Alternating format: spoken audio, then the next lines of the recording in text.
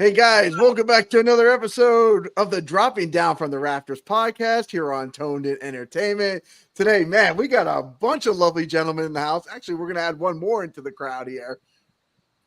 But today's topic is the top 10 factions of all time. We've got a star-studded crowd. And let's just go right next to me. We got Elliot Qrow. How you doing, Elliot? I'm good. What's up? Fantastic, my man. And next to him, again, Elliot's part of the Raw Dogs.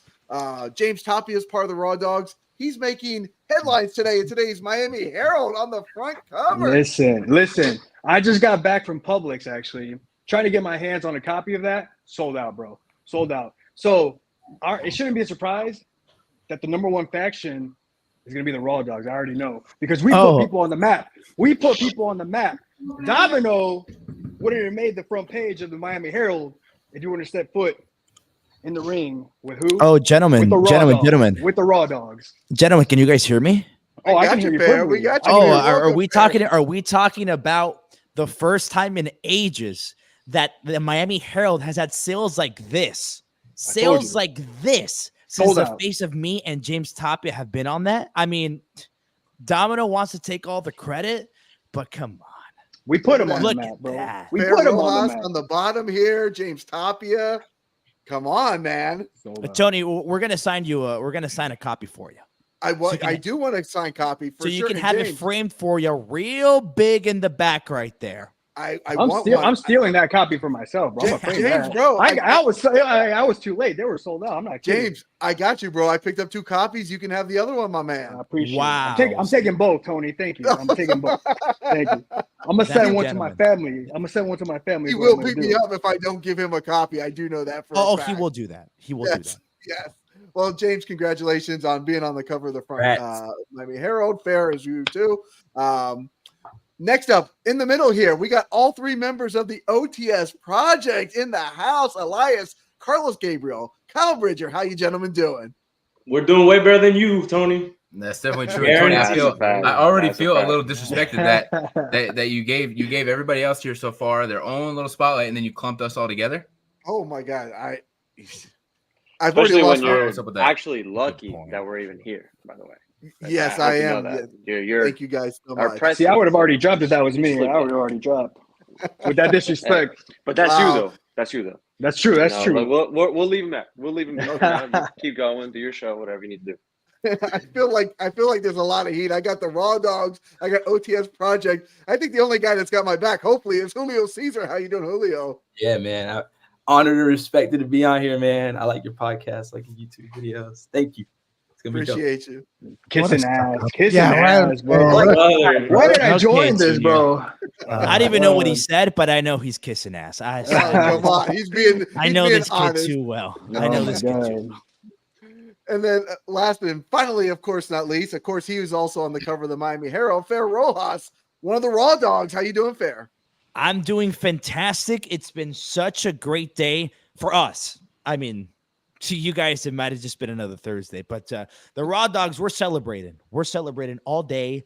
We're going to celebrate this weekend in Kissimmee. It's going to be fantastic. It's going to be fantastic. Fantastic. It's always a party with the Raw Dogs are in the house. Oh, my gosh. We're howling at the moon. We're howling at the moon. I'm not going to bark, at least not right now. Not right now. Not right now. Now, we are missing one person. Unfortunately, NVIDIA is trapped in some other dimension right now. And that's a normal Thursday for them. Yes. And so NVIDIA will not be joining us here on the podcast, but she will be on a future episode.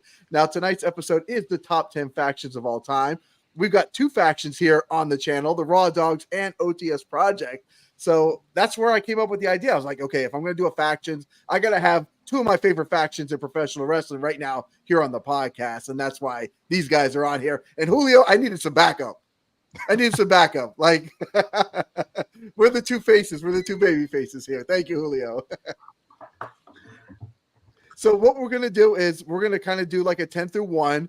And of course, I know there's going to be duplicates here. So if somebody mentions a faction, let's just go ahead and all chime in about that faction. You could say what number they are on your list so we don't have to, be here for 3 hours tonight going over everybody's list. So let's just go right to Elliot Qrow. We'll start you off at okay. My number 10 was the Hart Foundation.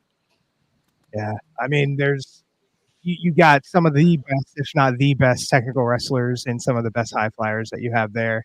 Unfortunately, they are a little bit lower. I mean, I was a little biased with some of my other ones, but like I think they're solid at number 10. Like you can't really get as good as wrestlers all around, and just the amount, just how many there were in the Hart Foundation, it's a no-brainer to have them at least in the top 10. Absolutely. They were in my consideration. They did not make my top 10 actually, but I mean, there's a lot of great factions out there. Did anybody else have the Hart Foundation on their list? I Fer have Rojas. Okay, Fer Rojas. What number were they for you, Fer? They were sitting at the number 6 spot for me. Okay, and why number 6, Fer? I mean, I feel like when, for me, I love a lot of the entertainment aspect of wrestling. And mind you, they were very entertaining, especially the Anvil. They are, like Qrow said, very technically sound, right? And that's kind of where like their whole game went.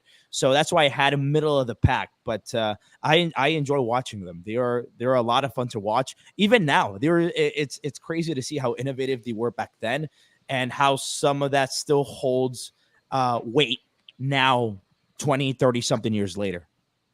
And Carlos, Gabriel, you said you had them on your list. What number did they come in on your list, Carlos? Yeah, actually, I had them 5, so pretty close as well. I mean, I have to agree. I like, the making it somewhat like a real match, right? You're not doing a lot of flips, not doing a lot of this very technical wrestling. I mean, it's, kind of the background that I come from, and watching them as a kid, they make, and as a kid, especially growing up in Puerto Rico, you're like, Pink, that's kind of weird, but they make Pink work. So I think that's what got me as well into them. Most important, just like Rojas said, having them not be the flashiest dudes, but getting a crowd behind them with the moves that they did do is, it's just as important as any other flip or anything else that you can do in a team. Yeah, I think a lot of us grown up, especially guys, are told that maybe Pink isn't cool, maybe by our dads or something. But those guys made Pink look cool. Well, there's a difference when you wear Pink and then when I wear Pink. But there is a difference. You look much better. I'm going to admit that. You're definitely more fly than me. But, you can go ahead and go to the next person. The only Pink Tony knows about is Pepto Bismol out there. Chipotle. Oh shit. He's not lying. You should have known what you were getting into when you got all this in here, man. Yes, I did. I actually did. Hey, it's all good. Julio, you said you had them on your list as well too. What number? Number 4. Number 4. So 6, 5, and 4 on different lists. Of course. 10, 6, 5, and 4. Okay. Well, why number 4, Julio? I just love all the members in it, and like you said, their gear was super dope. I love Jim Neidhart so much. He's like one of my all-time favorite wrestlers, and I think all of them come together really well. Cherry Bomb says, Fer, you have a great voice. That's his mic. Don't. It's a radio voice. It's a radio voice. Yeah. I mean, not only do I have a $3,000 mic on here, but I do have voice like velvet. A lot of people do tell me that. So thank you, Cherry Bomb. Hope to see you out on a show so I can charge you for a photo. Let's go. Tony, what would our faction be? Julio and Tonden could be a faction. We are the squeaky clean dudes with no attitudes. That's gotta be the goofiest thing I've ever heard in my life. What do you expect from me? You guys know me by now. Imagine that dude. I'm coming with I was thinking more Mickey Mouse and Donald Duck. Yeah, something like that. I mean, shit. Maybe Tony should just call it Big Mac sauce because he's obsessed with that Big Mac sauce. I mean, Blake Banks did tell me I look like Grimace when I was dressed in purple too. So I God. think there's something going there. Honestly, that could be a job for you, you broke ass bum. It pays more than podcasting, that's for sure. Ezra says the 7 Circle has some really weak signal. Yes, she is stuck there. Ezra says we could be the squeaky quinks, I think, Julio. I don't know. That's what she said. That's what she said. Let's go to James Tapia. Who do you have at Bro, your number to pick? So listen, me being the raw dog that I am, I did not do my homework So I was not under the impression that we were going to set up our own list. I thought Me you too. had a list. I'm thinking about it right now. That's okay. See, that's where we're different. Because Tony- I'm not going to disrespect the faction. I'm not going to just whip out a list in like a minute. Okay. So I'm going to listen to what everyone has to say, and I'll argue with you if I don't like your opinion. But all I know is if the filthy animals are not on your list, it's a travesty. It's a travesty. That's all I got to say.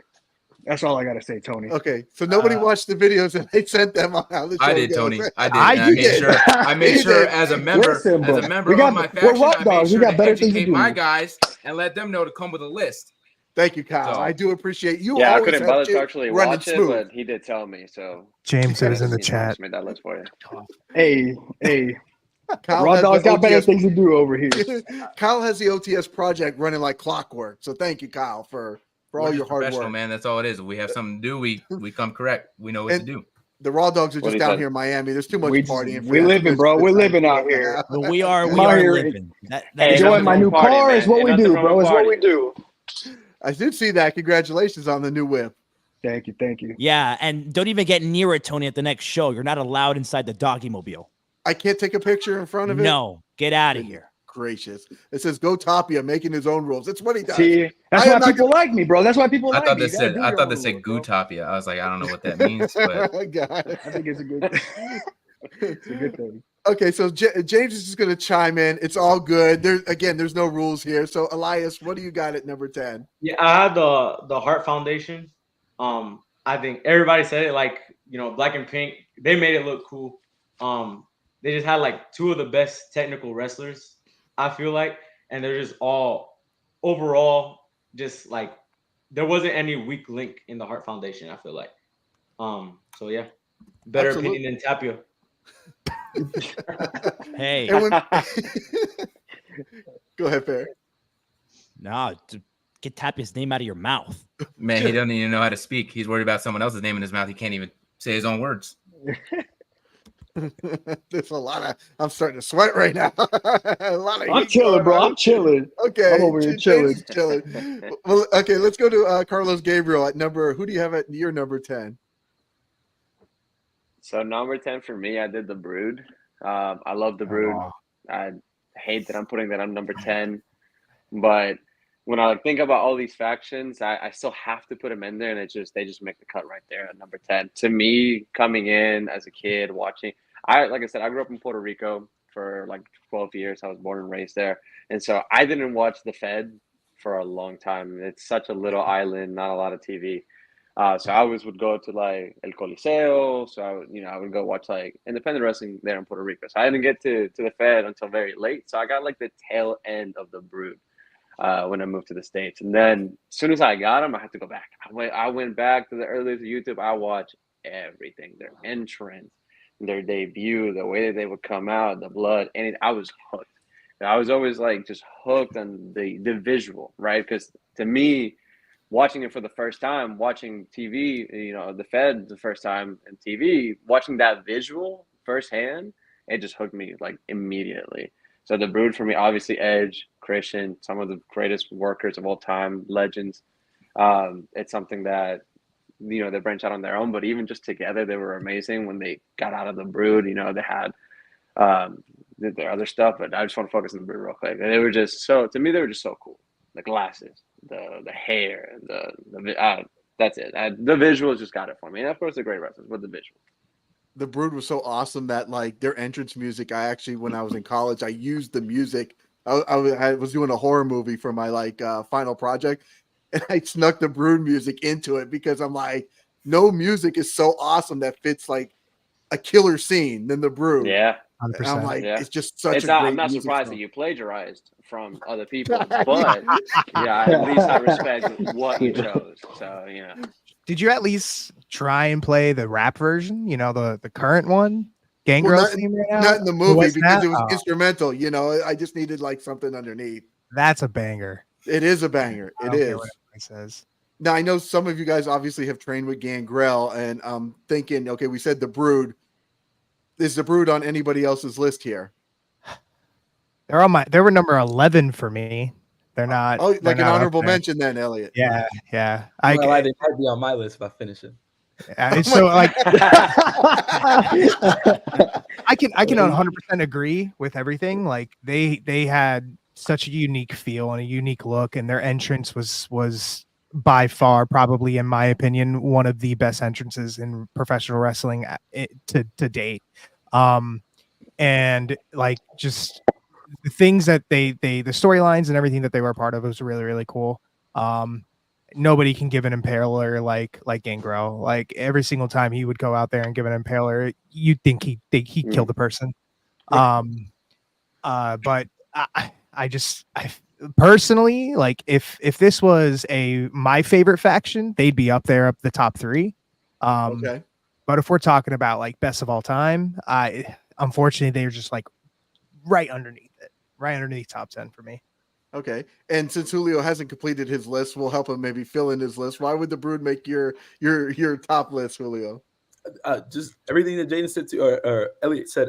I like their entrance more than anything. I think them coming up from like Rising and Gangrel's coming up with the little cup and he's like doing his feint stuff. I think that's like the sickest entrance out of like any faction. Maybe the Shield has a cooler entrance for me, but I think the Shield. I love the Shield. That's where we have to disagree, bro. They just come down Brood, bro. Bro, Tony, kick this man out right now, bro. He's a kid. He grew up with it. He's a kid. Bro, I was like, bro, me that one time to the crowd had a better entrance. Like, that was like my shit. Like, you know what I mean? The Shield are dope. The Shield are dope. But a better entrance though, that right. I mean, that's not as far as factions go. Like, I think they have the dopest entrance in all the factions. So this is the thing, right? You have the Shield coming down, and you know they're a healer, baby. You have the Brood coming down, you don't know what they're gonna be. You don't know what that line is blurred to what they're gonna come out and do. 100%. So I have to disrespectfully disagree with you that the Brood has the best entrance between the Shield. I'll just go ahead and leave it at that. The Shield was dope. But bro, the Brood entrance, you could not compare. I'm not saying it's not, but you don't even think the Shield is like top 3 or top 5 as far as faction entrances. Right, it's top 5. It's top 5 for sure. I'm not gonna lie. Like what he said was true. Like you don't know what you're gonna go with the Brood. Fine, cool. But bro, just the way they would come through the crowd and the people would just be like, "Oh shit, it's Roman Reigns!" And Seth Rollins coming, he do the cool roll out. Like they look like a real like FBI team. That shit was dope. Especially, bro, like when they would come in and do like the thing in the middle with their fists, like nobody's touching that, man. I'm sorry. Yeah, since you like it so much, somebody go ahead and swap this boy. Jerry Bonds wants me to protect Julio at all costs. Julio, I'm going to try to protect We're not going to protect him. But I'm going to respectfully disagree and think that the Brood has one of the baddest ass entrances. The Shield, yeah, yeah, man. This boy's too young, bro. Oh my god. Okay, let's move on. Let's protect Julio. I got to protect Julio here. He's my ally here. Kyle, who do you have coming in at number 10? So number 10 for me might be a wild one. I'm going with the Judgment Day. They're kind of new, but when you look at what they've done in their time as a faction, they've been incredible. They've been dominant the whole time they've been together. You have Edge, Rhea Ripley, Finn Balor, Damian Priest, all huge names that were in the Judgment Day. You know what I'm saying?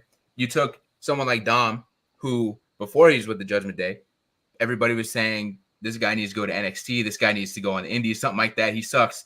Went with the Judgment Day. All of a sudden, everybody loves him, hates him, whatever you want to say. But now nobody's talking about that. So I think the faction is what did that for him. He changed the gimmick, and now everybody shut their mouths. So I think number 10, Judgment Day, I think it would be a little higher, but they still have a lot of a story to write. So that's my number 10. Okay, solid. Did anybody else have the Judgment Day on their list? Nope. Kyle's running solo, but it's still a great pick, though. I do like it. They're in consideration up here for me. Okay. It's a very good faction. But why were they in your consideration, Elliot? They're still young. That's my issue. Is that there's a lot of factions that are out there, like that go way back, and unfortunately, like for me, there's still a lot to be told with them, and I want to see where it ends before they get up there. For me, fair assessment. Julio, who do you have coming in on whatever number you have? I have a top 5. Okay, that's fine. We can work with that. I think for number 10, might make a little bit of people in here mad, but the NWA. I already know it. The I'm gonna NWA. go bro. You are nuts. Oh, You I are love you. nuts. I don't really like them. This is what happens when you have. Okay, I am kicking three Julio pubescent from kids on here this right podcast. now. Thank you, bro. Come on. Thank you, bro. I am going to run so. Number People 10. want to protect this Anybody man. else People got want to protect NWO at this man. 10? Anybody got NWO at 10 here? No. I got them at number 9. I ain't You gonna were lie. nuts too. I No. got them at number 9. I got them at 5. I Let's got them at be 5. honest, man. Let's be honest. I'm like, No, absolutely not. Okay, hold on. I got to Absolutely. bring they're in dope. this. They're dope. They're dope. Just Mosh Pit Messiah says too young to podcast. Too young to 100%. podcast, I agree. Thank you, Mosh Oh Pit. my Thank God. you. Mosh. Yeah, What bro. the heck is going on here? Jesus Christ. Where's Nvidia? I need somebody from another dimension to come in here and take care of the situation. I think part of the reason why I have them so low is because I'm not really like part of that time, and I didn't really get to see. Like, I'm not. We're not. I don't think. I think Bro, Tony's the only one here That was who's part of obvious, that brother. You don't time. have to- Dog. Thank you, don't have Ellie. to say it. nah, Oh, man. wow. I don't know. Like when I go back and watch them, I think they're dope, especially when they first like I went think back they're to Hogan. dope. And like Hogan really went from like the big good guy to like black and white. I think that was dope. But just like them together as a team, I didn't really like watching them like that much. So I put them kind of lower on my list. Okay, I'm pretty fired up right now, to be honest. Okay, because for me, I said as we talk, somebody mentions a faction, we'll say where everybody's at on their list. Okay, Fer, you said they're number 9. Why are they number 9 on your list, Fer? I didn't say that. You No, just said No, that was not Get fair. that That out was my not mouth. fair. Let's Liar. get that out my mouth, bro. I'm sorry, Fer. I Put some don't mean respect, to bro. disrespect Come you. on. I'm sorry, Fer. So sorry. I Elias, feel like they were number 9. They were good. I really liked them in the beginning, but then they started branching out, making their own pay-per-views. You know, like they made WCW what it was, but they also killed WCW at the same time. So once you kill it, it's like, how much credit can we give you? Like you couldn't keep it going. So it was good when it was Hogan, Nash, Scott Hall. But once they just started like bringing in everybody, it was like, I'm not gonna lie though. I feel like it's separate, like the first year maybe of NWO, and then like separate them. I think you could break up because I actually have 2 versions of the NWO. Oh, you have on 2. this. Oh, okay. The Wolfpack. You have the Wolfpack. You have Of course, Wolfpack? yeah, I have the, Yeah. and I'll go with my. I have the Wolfpack at number 5. Okay. Okay, Bro, that theme song was something else too. Yeah, the The Wolfpack Wolfpack theme theme, bro. Tough. That is tough. That is a tough theme song. the Wolfpack. Nobody and- asked you, Julio. Shut your mouth. Shut your mouth. That's true. No one asked you. Nobody asked you, bro. That's true. Go ahead, Tony. Go Sorry, ahead. Okay. I'm sorry you're so mad, James. Okay, let's talk about the NWO. We'll talk about all because obviously there was like the NWO 2000, there was the NWOB team. Yes, in retrospect, there's a lot of not so hot NWO versions, but when you look at the Wolfpack, who I thought was so cool with Sting, he transformed from the black and white into the red and black, which was a needed change for him to show off more of his personality again. You had Scott Hall and Kevin Nash. You had these really cool guys in the Wolfpack to battle against Hogan, the anti-NWO. But the NWO kind of saved wrestling at one point. It did. I mean, Hogan turning heel is such a monumental event. As a person, again, as Cherry Bomb says, Grandpa Toned. Yes, I am Grandpa Toned. And I was in college at this time when it happened. And Hogan turning heel, I had stopped watching wrestling for several years because wrestling was just not watchable anymore to a 20-year-old at the time because it was corny at the time. The WWF, I thought, was, and WCW. Hogan turning heel, I thought, flipped the script. It changed wrestling. I think it kind of saved wrestling at one point. And they were fucking cool. Like the NWO, the vignettes, everything. So Wolfpack came in number 5, and NWO Black and White, the original, comes in at number 1 on my list. I'm NWO for life. Fer, do you have any factions of the NWO on your list? I have the NWO at number 3. Ooh. Number 3. They're high up there. They were a bit after my time, so I did watch them. I have to agree with you. Same Obviously, here. after the fact.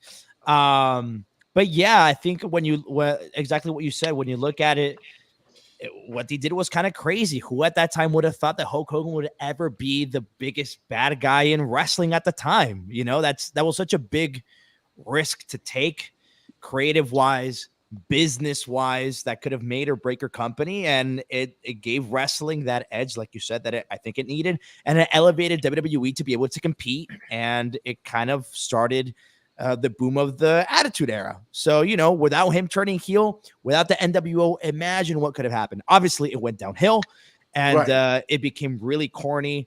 I think in about a year or two after that. So it was long. No, it was about 2 years or so. 2 years. Yeah. But yeah, they're high up there for me, definitely. Okay. Elliot, what you know? You had them at number 1, Elliot? I had that number 1. I mean, so my top 3 are factions. So like all my other ones are catered towards how they change the wrestling business. And my top 3 are factions who changed the world. And you look at NWO and more specifically Black and White NWO when it first started, like there's probably not another wrestling faction that you'll see today of people still wearing their shirts. Like it was such a monumental thing for it to happen. And the fact, like, I watch period, like very, very regularly, old 90s wrestling with some of my friends. And we go through old WWF and we do WCW and ECW and we do everything. If you guys can see, sorry, Elliot, but is there an NWO shirt in the newspaper today from CCW as well too, like front there and you center, go. right? There you go. But we're currently in the time of the NWO. Like I've been watching, I watched it form, and now I'm watching right now where Wolfpack is going on, and it's how red hot the NWO was at that time was insane. Like you can't really see it any other way with any other faction. It is by far one of the, if not the biggest thing to happen with a faction. Like I said earlier, like you're never going to see anybody not wearing their shirts nowadays. And they have one of the best the best fucking the one-liners is just for life, brother. Like you're going to hear that for the rest of wrestling. That's why they're that my number 1. Yeah, I mean, there was so much talk about like who could be the third man at the time. It was Sting, it was Macho Man, it was Luger, it was all these guys. None of them would have worked. Hogan was that key piece that made it all work, and they elevated the career of other guys too, like somebody like Marcus Bagwell, who was good, right? But he's still known as Buff Bagwell when you go to conventions. He's buffed the stuff, you know. Scott Steiner's still Big Papa Pump. Like I think there's certain guys, it's still stuck with them all these years. Did any of you other guys have NWO on your list? 5. Oh, Kyle, okay, at 5. What do they come in at number 5 for you, Kyle? So kind of middle ground because I mean, again, it was past my time for the most part.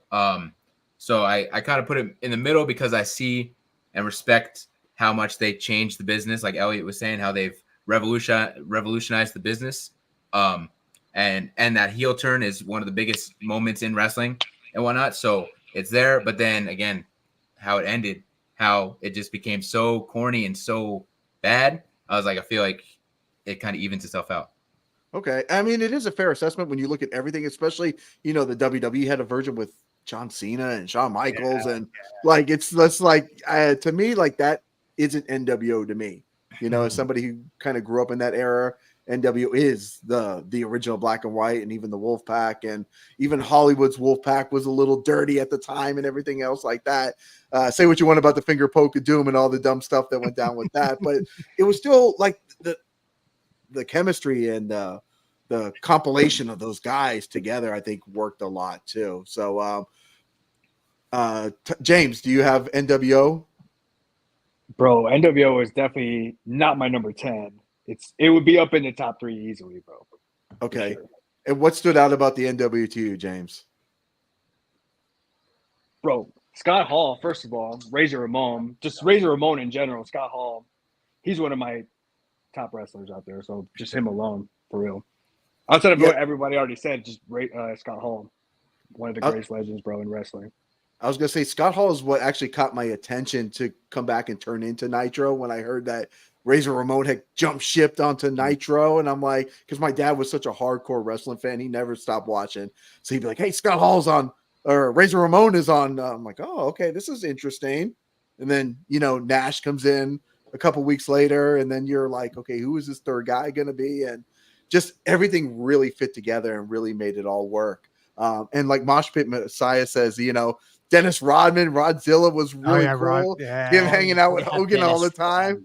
That was sick. And that's another thing. Like, you have celebrities like that who are able to push the brand and push that. Like, it's insane. It's insane.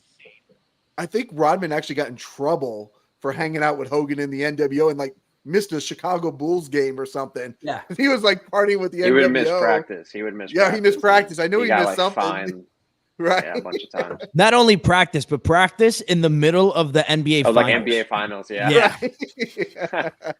He wanted to be for life, so that's how it goes down.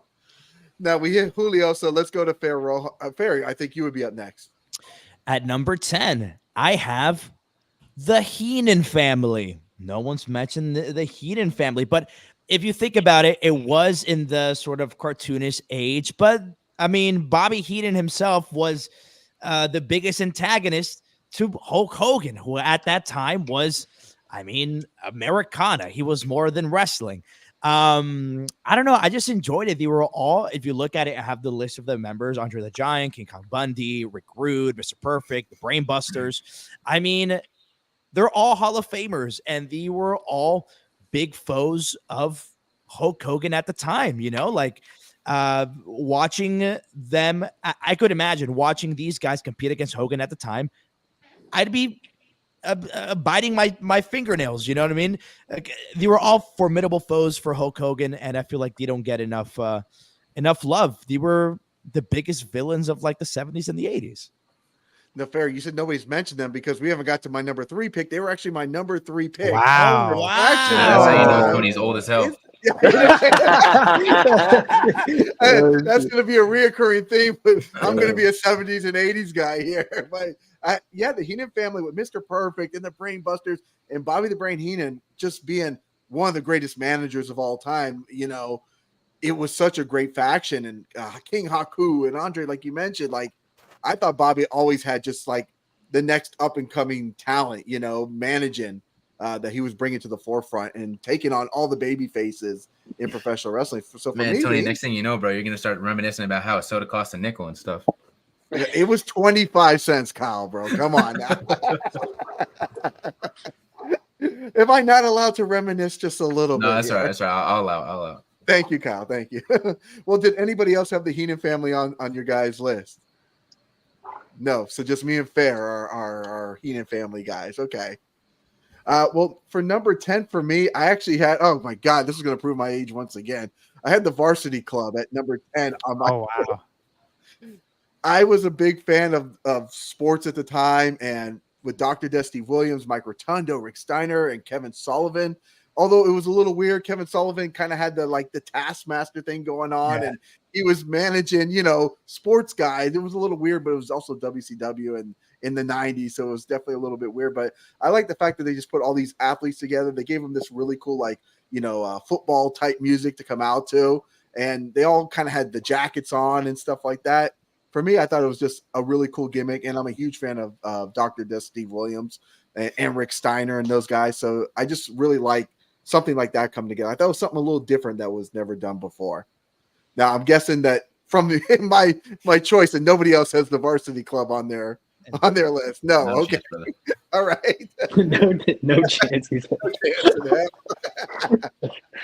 All right. Well, Elliot, who do you have at your number 9 pick? This is the lower ones are my bias picks. But this one is Chaos from New Japan.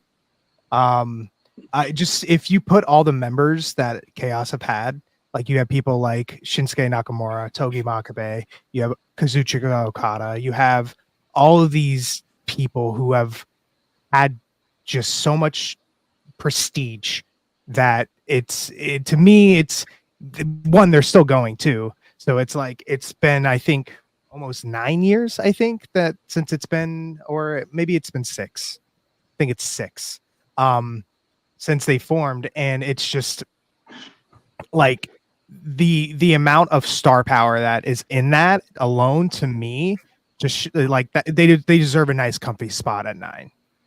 Okay. Does anybody else have Chaos on their list? No, nobody else. No, I I know respect It's it a though. I solid respect pick, it though. but no, I it's a didn't. solid pick. Yeah, I definitely respect it. Now, James, I know you don't have any numbers going on here. Is there any faction that you would like to bring up? No, because I don't want to disrespect the faction, so I'm just going to keep on listening to what people have to say and see if some of the people I'm thinking about are on anybody's list. Okay, fair enough. Elias, who would be your number 9 pick? Oh, I already said it was NWO. Oh, yeah, you had NWO. Okay. Yeah. Carlos. So this is one of my bias picks. I put number 9 as the New Day. I love That's the a New good Day. one, though. Same. I started up north at Chaotic, where Kofi, had some training, and I was able to see like his career from like the start up whenever I got started. So I'm very biased, by the way. This is a very biased pick. But not only that, I like the fact, like, to me, it's about how wrestling makes me feel, right? And when I saw them debut as a younger lad, I really was like, man, I don't know. Like, I just don't, just like I think Big Show had told them, I think he said on a podcast, right? Like, I don't know if this is going to work for you guys. To take that from, hey, this is not going to work, to one of the most successful tag teams, factions run in like the early 2010s or later in 2010s, so whatever, I don't know what day it is. I think that's really cool. That's how wrestling makes me. Like I said, I'm really about how wrestling makes me feel. So to have that, like, yeah, there's going to be that one time. They're going to have this one TV debut. They're going to have one pay-per-view match, and then we're going to never see them again together. To take that to now 2024, and they're still together. They're still doing the videos and, the cool gimmick brothers and the gear. Like, I love that that's something that wrestling can be so different, right? If something doesn't work in any other sport, it doesn't work. That's it. We're never going to see it again. If something doesn't work for them, they can reinvent themselves. And so to me, it's a very biased pick, like I said, but the New Day, it's just like, I have to put them in my top 10. Okay. Did you ever try their cereal? I did not. You I did don't not. eat sugar Okay. like you. Oh, okay. Thank you. I've got 8 boxes over there, man. It's Yeah, delicious. I believe it. It's all expired, but I'm Probably still gonna eat it. Smothering they're all it in empty. next sauce I too. still believe it. You're not saying anything but facts. Who else had the New Day in there? Kyle. Yeah, I had him at number 9. You had him at number 9 as well, Yeah. too. Why number 9, Kyle? Same thing like Carlos said. So I grew up going to FCW shows. Kofi Kingston was in FCW at the time. So as a kid, again, it's a little biased, but as a kid, he was one of my favorite wrestlers because he was someone that I saw in person and then saw on ECW. So he's always been one of my guys.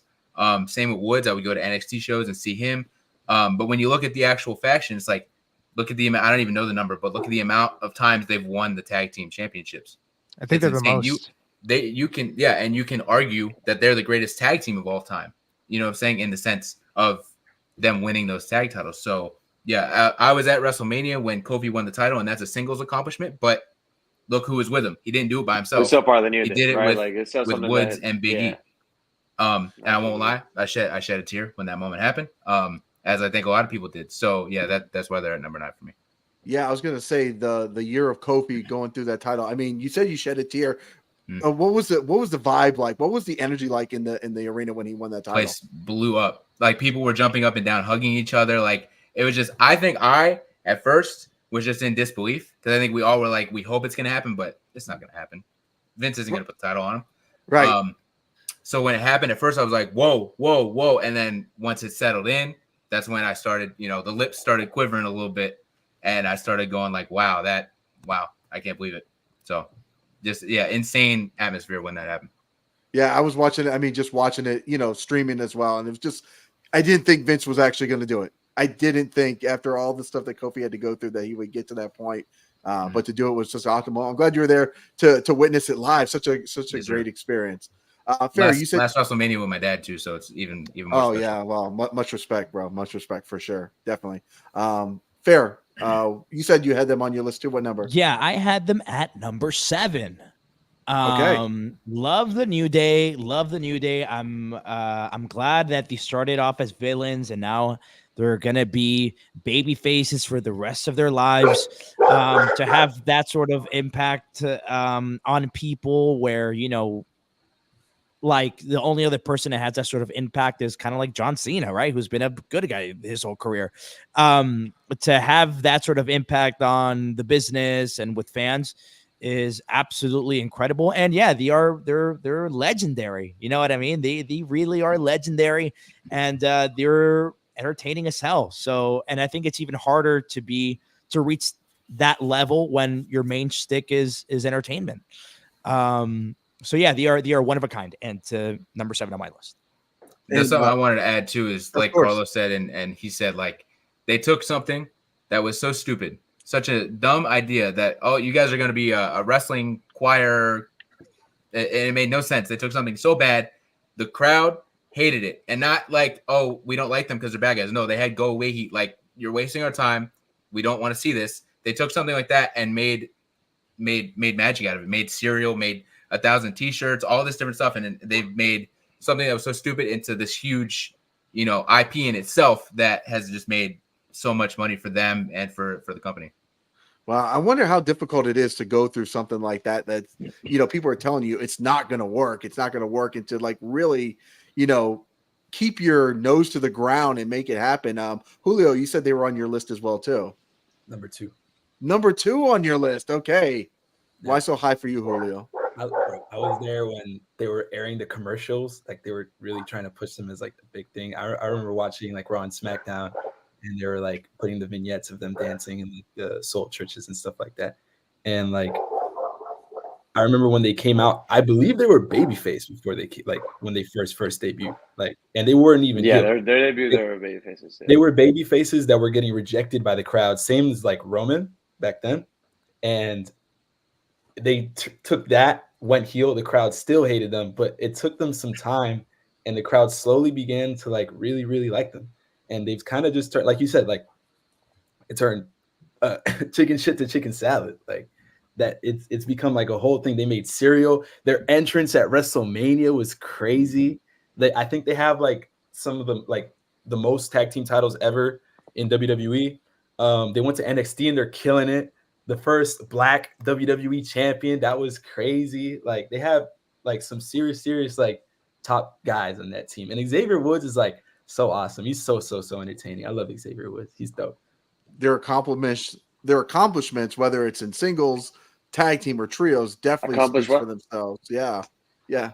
Accomplishments, yes, speak for themselves. Definitely. There you go, buddy. Thank you. I think Kyle, Kyle, there's one thing I want to say about the New Day, though. Of course, Carlos. There's not a lot of tag teams.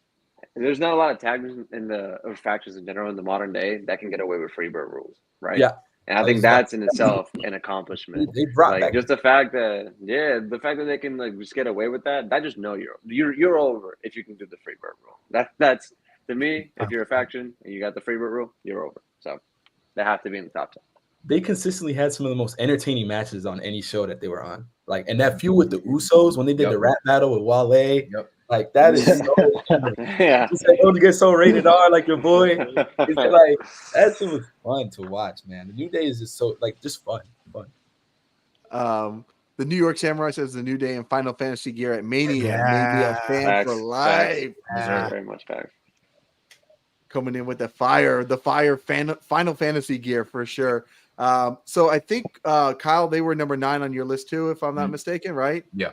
So Julio, I guess we would be number 9 for you then. My number 9 is The Authority. I had so much heat with them when I was a little boy. Like, I really like when Triple H would open up Raw with the longest like promo that felt like it was 40 minutes. I really just wanted to tear his head off. And he was going at all my favorite guys. He was going at Daniel Bryan, my guy John Cena. Like, they were just tearing them down. And when they had the Shield with them, they felt like they were really unstoppable. And no, man, like Stephanie McMahon was a great villain. I really hated Stephanie McMahon.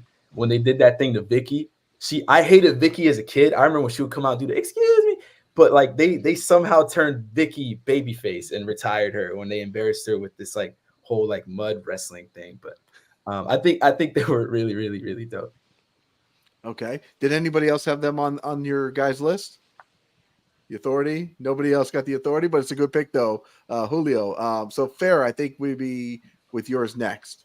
I picked the Von Erich family. That's good. Which I learned more about them when the Iron Claw came out. And I really started to like dig way back in there. And get to learn a bit about the family. But not only learn about the family, but also watch them compete in ring and see the reactions that they got. They were the first like young hot baby faces. They were rock stars. They were the first rock stars of pro wrestling, I think, especially in the days of the territory. It was really cool to see, you know, everyone freak out whenever they did anything. And, you know, back then the wrestling was a lot slower, so they weren't doing much.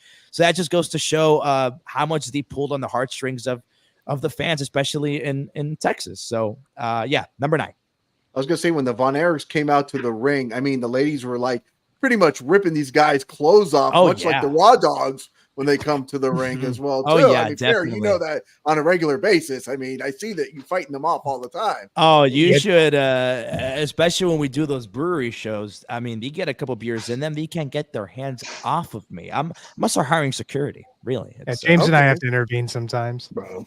Yeah, bro. The Von Erichs were somebody I was hoping were gonna be on somebody's list. Von Erichs, bro, they filled a stadium. Okay, a stadium. You see that only with like WrestleMania today, bro. They were a Texas company, and they drew people into a stadium, bro.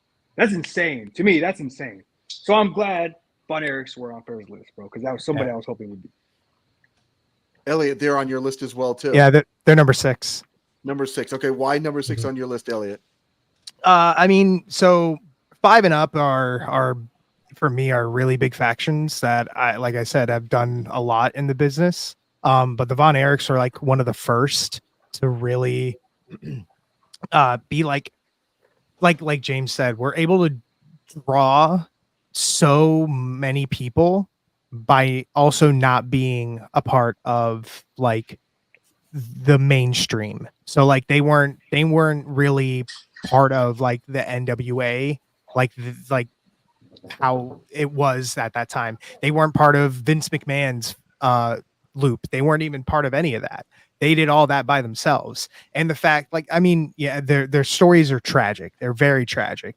But if you look at that, like even then, they still went out there and gave their fucking all in the ring, even though they were all like mourning and having really bad issues going on.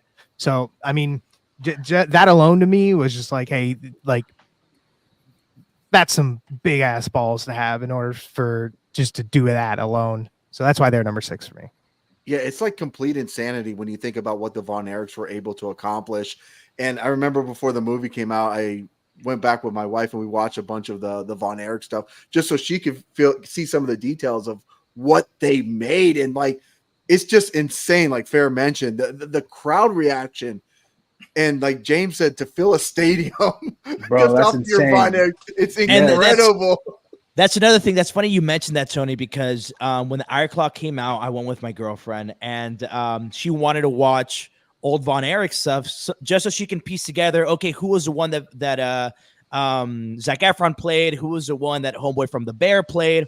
And we watched maybe 2 or 3 matches, and we watched one that was like 40 minutes with Ric Flair.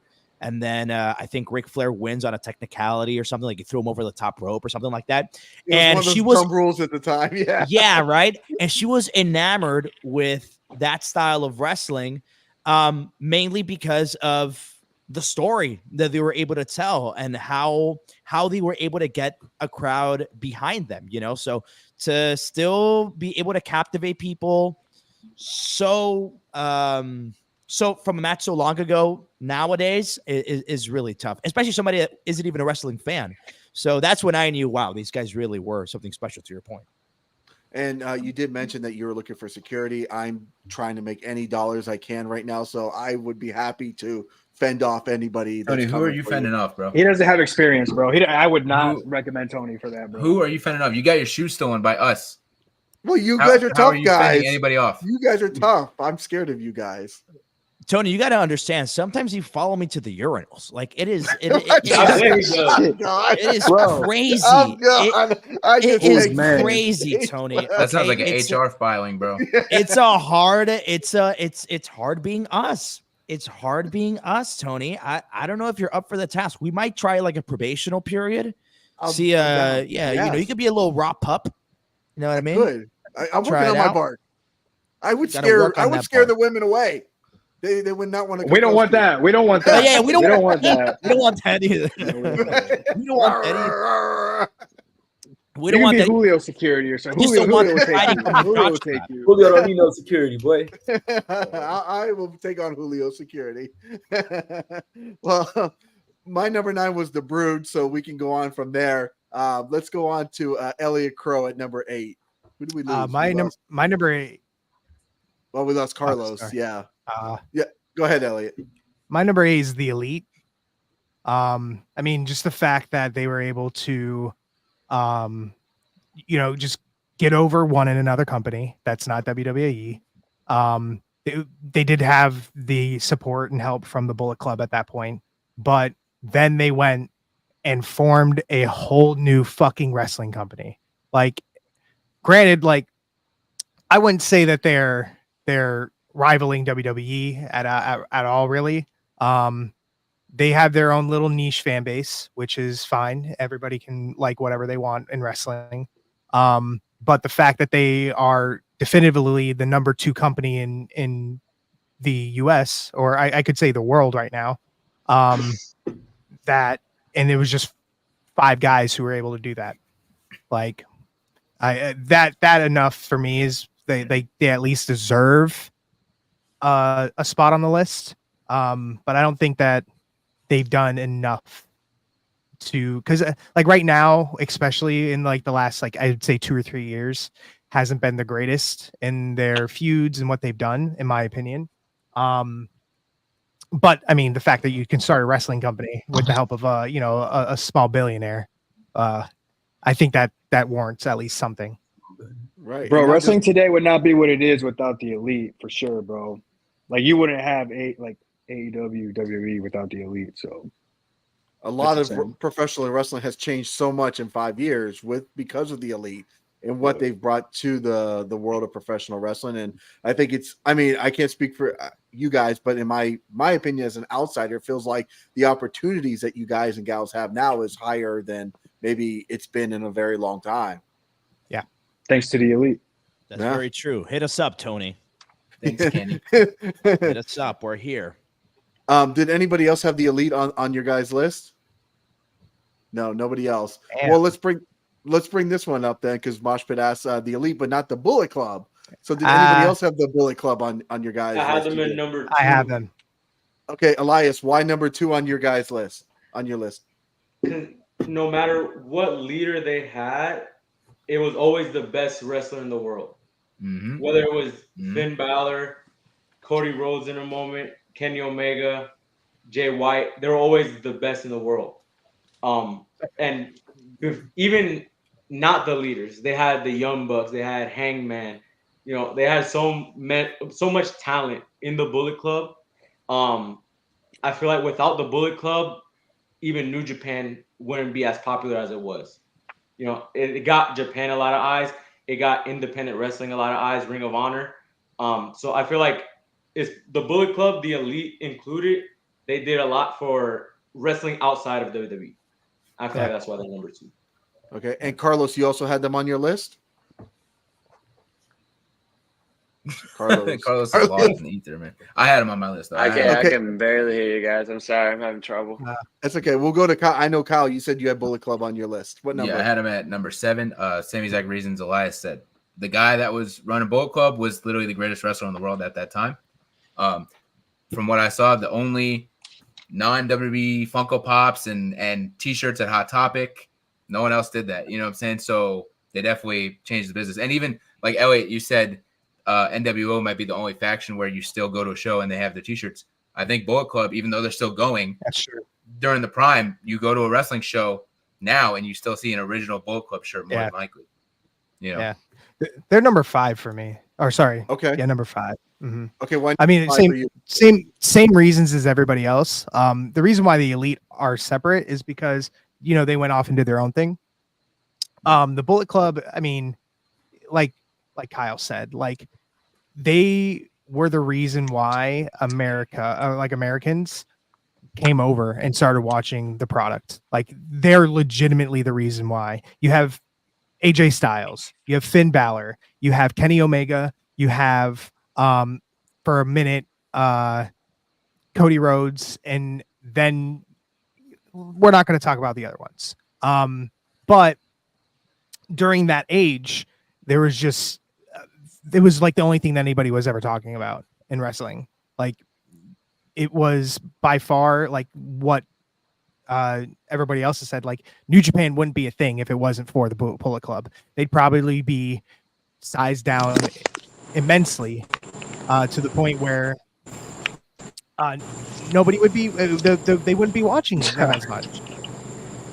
Yeah, I was gonna say you're talking Funko Pops. Kyle mentioned, and you're talking. I know Kenny Omega, Cody Rhodes, and the Young Bucks, and like you said, all you see is WWE Funko Pops. You've never seen any other wrestlers company, come out with Funko Pops or anything like that other than Bullet Club. So they definitely made a huge statement there.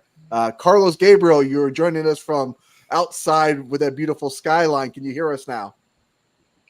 Trying to. Okay, we got you. So I'm the in Bullet Club is on. Bumfuck, Alabama right now for sure. This Oh, weekend, so. it's that Alabama signal out there. Okay. You said you had the Bullet Club on your list. Yeah, I do. I don't know where you guys put it at, but I put it at 5th. I'm sure you guys have already talked about how much they've done, how much success they had, how they're still going. So I did the same thing. I put them on number 5 just because how important they were, not only to New Japan but also to independent wrestling in general. How big they got, how big the crowds were for ROH when they came to ROH, coming into the States, doing independent shows, PWG, whatever it may be. They were just so big that they transcended that line of like independent wrestling to now we're selling merch at Hot Topic, which I don't know the last person who went to Hot Topic, but they still have merch at a national store, which is I think really cool. So I put Bullet Club at number 5 for me. Yeah, what the Bullet Club definitely did was definitely insane. The New York Samurai says, "Hey, Bullet Club for life," but can't deny that the Elite's marketing and promotion alone. The unofficial camera woman says a little bit late, but she wanted to say hi, hello once again. Unofficial camera woman, thank you for dropping by. Even non-wrestling fans still rock the Bullet Club shirt. True. Right? Okay. I was in the middle of nowhere, and it was in Delton. It's somewhere up in northern Florida, and I had a Bullet Club shirt on, and a guy came up to me and was like, "Yo, man, I really like that shirt. Let me get it from you." And I'm like, "What is going on?" So it's just like, it's like what they said. Like non-wrestling fans will go after a shirt like that. Mosh Pit Messiah says a group from outside of the WWE made it international, and Julian says the Bullet Club. So yeah, definitely.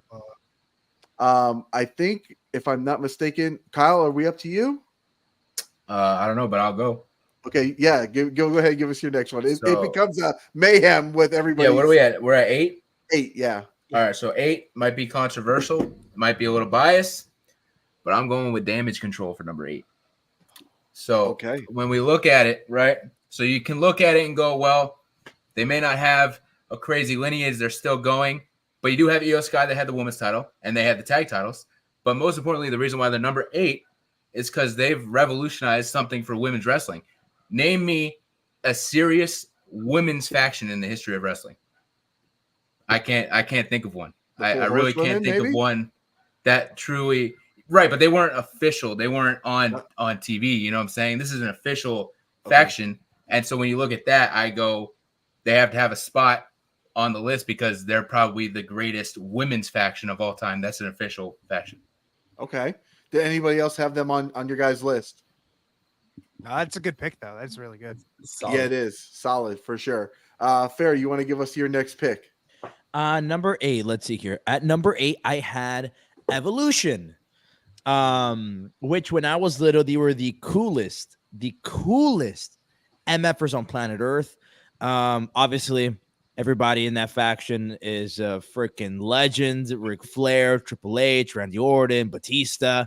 And you know what? I thought sometimes I don't think they get their dues a lot of the time. Like, they looking at it now, they were a top factions, man. They were villains, and it like reignited Ric Flair's career. It launched Batista. It launched Randy Orton. Yeah, just phenomenal group. I really enjoyed that when I was little. Such a cool group of guys, like plain and simple. And that's what made it great, was the evolution of them, from the young guys to the seasoned veterans to Triple H being in there in the middle somewhere. As far It's as a like great the age concept. I thought It it was really an amazing concept. Absolutely. Did anybody else have evolution in your guys' list? Elliot, what number did you have them? They were number 7. Number 7. So okay. Yeah. So what stood out to you about evolution?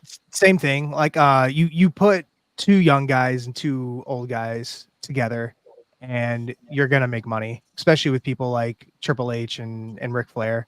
And then you have the up and coming Randy Orton, who is now one of the best wrestlers on the world, and then Dave Batista, who is a monster. He is, even at that time, in his stuff in Ohio Valley Wrestling, like all the way up to where he retired, it was nonstop. But yeah, I like what Fer was saying, like same thing. Elias, you had them on your list as well too? What number? I had them at number 5. Okay. I feel everyone in Evolution had their role and they each played it perfectly. So Randy Orton was that young, cocky asshole, right? And Batista was just an animal, right? Like huge. He's killing everybody. Ric Flair was like Master Splinter, right? Like the head of the head. And Triple H was just, like the captain, but everything was going through Ric Flair. So it's just wisdom, and the way they made those 2 stars. Now they're all Hall of Famers at this point, right? So they could be higher anywhere you have them. As long as you have them on your list, I feel like is valid. Okay. Yeah. And Julio, did you say you have them on your list as well? Julio doesn't have it. No, I'm not gonna lie. I have a couple extra spots in here, so I might just throw them on there. Who's man? Oh my god. Oh man. Hey, I got play spots on here, man. James, your thoughts on evolution? They would have definitely been on my list for sure, bro. Those are my thoughts. Not like Julio. See, Tony, I want you to notice something. Look how linked we are, us 3. How linked we are. How many times has Qrow said something and I go, he's on my list, vice versa, and Tapia thinks the same way we do? I mean, name another. If Shelly was here too, she would have said the same thing. If Shelly was here, she would have said the exact same thing. We are a group of geniuses. Who's Shelly? I was going to say, no, you have a 4th member of the Raw Dogs as of this weekend. I didn't know that. Okay, no, yeah. Qrow was having a special meetings up in Tampa. He was doing his own. He was having big meetings, and we told him, you know what? Go have your big meetings. It's going to be big for all of us. And we had to, some last-minute negotiations. We're always looking at talent. Okay? We didn't want to interrupt Mr. Qrow. This is really big for him. Me and Tapia, we gave the okay. We gave the thumbs up. Now we have a new member on our team. Now we're even more dangerous. Okay. Even more dangerous. Well, we'll I've have seen like her hip attack, so I can agree. Her hip attack is really good. It's a really good hip attack. Let me tell you, Qrow. We were scouting. We were scouting for a while. We're gonna have the Raw Dog picnic soon, so we can all, Ooh. Oh, I can't wait to join that. You're not invited. Oh, you're not invited. You're not invited to the Raw Dog. No. Chill out. Speaking of dissing Tony, I want to say Carlos just texted me. He said he is tired of looking at your face, so he actually took a baseball bat to his router, so he has an excuse for why he doesn't have to come back. Okay. Perfect. Okay. Wow. Okay. Wow. So he won't be back, but it's because of you. But Okay. Because of you, just know that. I'm sorry, Carlos. I'll try to do something about this next time. I do apologize. You should really apologize to all of us, honestly. I do. I am actually going to apologize to everybody here. I'm so sorry. I'm horrified right now. Not acceptable. Elliot, come on. I thought me and you were at least cool. Well, my number, I think we're at 8 pick. I picked Right to Censor. Because I felt like that's Right to Censor. I felt like it rejuvenated a lot of guys' careers at the time. You know, the Godfather thing was kind of played out, and the Val Venus thing, and Stevie Richards, and I think the heat that those guys drew, like when their music went off, or when like a girl was about to dance or do something like that, and the people would lose their mind because of they were censoring people. They were trying to be standards and practices or whatever, but like to the 10th power. And was it, you know, some of the most, I don't want to say the wrong words here, but like, you know, over factions or whatever, but what they did and their job was to create so much heat and hatred. They did really well. I think they did a great job. Yeah. Bro, that alarm was so annoying, bro. It was so annoying. If you consider it a theme song, that would be the worst theme song of all time, bro. It is so annoying. But it all worked together. And even Mosh Pit Messiah says their music. That's what I said. That's what I'm saying. that was awful, but I felt like they brought something different to the table in a time where WWE was so raunchy and out there, and they were going to be the guys to really like do something a little different. I appreciate a little differentness in my professional wrestling watching. I don't know. Does anybody else have right to censor on your guys' list? No. Okay. I feel like I'm going to be very alone with a lot of these picks. Elliot, number 7 for you. I think I already said it. Okay. I think it was. I said it was Von Erichs. Okay. Julio, number 7 for you, or DX. whatever your next number is that you haven't talked about. Add DX up there. Number Which 7. DX. DX. Bro, pick this guy out, bro. Pick this guy out. My God. Man. Oh, Bro, it should have been you that dropped, not Carlos. Bro, we need For Carlos real. back in. Can we have the right to censor Julio right now? Yes. Please. Yes, That's please. the first thing I agree with you on, Tony. Thank you, Please. Jay. Oh my God. I'm pretty sure bro just quickly Google search wrestling factions and then just say because my God. Bro. Oh my God. Okay, let me You're nuts. Why number 7? Why? I'm interested. Yeah. Well, they're really dope. I love DX when I was a kid. I didn't obviously grow up with them. But Bro, I right now can't. it's going crazy. can't, He's bro. losing his mind. but I'm I gonna think bust they were out this bell right here, bro. Yeah. Oh my God. But no, they were sick. They had like a lot of really funny. And bro, when I was like really small, watching the stuff that they were doing, I probably shouldn't have been watching that stuff. But like I was seeing like this guy You weren't sticking his even ass out on born, bro. camera. Bro, I was like 6, 7 watching this shit. Like they were doing promos about like was the That Bill wasn't even like main Oh. DX. That wasn't even main DX. That was DX reunion. Yeah, dude. Bro, Yeah, no, yeah. I'm talking about them in the 90s, bro. I was watching them on YouTube, like the throwbacks and stuff. I was watching like the Monica Lewinsky promo. I had no idea what it meant at the time, but like I thought that shit was funny. Like I thought they were really, really dope. And one time, me and my friends got in trouble because we were doing the suck it thing in school. I didn't even like know it was. You like, didn't know what it meant? Yeah. Every kid in the 90s got in trouble for doing the sucker. I still don't think he knows what it means. Oh my Yeah, God. probably not. Oh my God. But yeah, they were dope. They were dope for me. Yeah, they definitely were dope. Next, you're cool. please. Okay. I'm so mad. I at love Julio Cesar giving an opinion, and then Tapia, he has like this one vein right here that just keeps getting. Oh, dude. It popped out bigger and again. Oh, bigger. bro. It's bursting right now, James. It's bursting.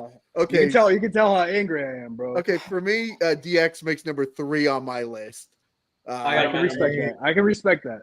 Okay, They're number- and They're DX, number 3 for me too. they're number 3. Okay, so what number for you, Elliot? 2. Number 2, Kyle was 3 as well. Yeah. Fair, I had them at 5. you had them at Okay. 5. And, Low, and Elias- low, but I had them at 5. and you have them at 3 too. Okay, Yeah. for me, again, what they did was, there's revolutionary. The tank and the attitude and the words. It's like Billy Gunn and the Road Dog. My wife was saying, I'm gonna bring out the sexiest man alive, Eddie Valentine. Like, some people can go into the ring and just say some words and get the crowd captivated. And guys like DX brought that so much, just them standing in the ring and doing their entrance. And a lot of people don't want to hear people talk all the time, but you wanted to hear those guys talk. You wanted to hear those guys cause chaos. You wanted to see them take a tank and invade WCW. Yeah, that was dope. They did so much to Man, it was just such an awesome time. Elliot, why are they on? You said what number again, Elliot? Number 2. They're number 2. Okay. Number 2. Okay, why are they number 2 on your list? I mean, like I said before, my top 3 were people who changed the world. And DX being up there is like the suck it. Like everybody was doing it. Everybody was doing it. Like you said, kids in the 90s were getting in trouble. Hell, I went to school in the 2000s and kids were still getting in trouble for doing the suck it. It's just, they're iconic. Their theme music is by far one of my favorites. It's so good. Their attitude, everything. I mean, and you also look at one of their founding members, Chyna, like probably the fucking baddest woman that you could have as a fucking person, a part of a faction. Like, and then you get Road Dogg and you get Billy Gunn, like as the New Age Outlaws. Like, they're insane. And then you have Shawn Michaels and Triple H, dude. Like the faction is a powerhouse. It has so much star power that it is ridiculous. And then they were even like they even like with the reunion and everything else and all their promos, all their vignettes, everything that they've done is entertaining. It's good. It's funny. My one that always comes back to me is when Shawn and Triple H were being Vince and Shane, and they were in the middle of the ring. Yeah. Like stupid shit like that will always come back to me, and it's just because like they were going out there and having fun. And one of the early ones that they did that I like too was they were just playing poker on the side of the ring. Like you can't. You won't see that nowadays because people say it's dumb. But during the Attitude Era, it was fucking money. So that's why I think they're number 2. The New York Samurai says he got detention for 2 weeks for saying "suck it." And Mosh Pit Messiah had this comment during Julio's number that says he was in diapers when DX was out. Very true. Hey, can we talk about though Chyna? We talk about Chyna being in that team and how she won the Intercontinental Championship. That match, that's like one of my top DX moments. Like that whole match is sick. I forgot. All of a sudden. Hey,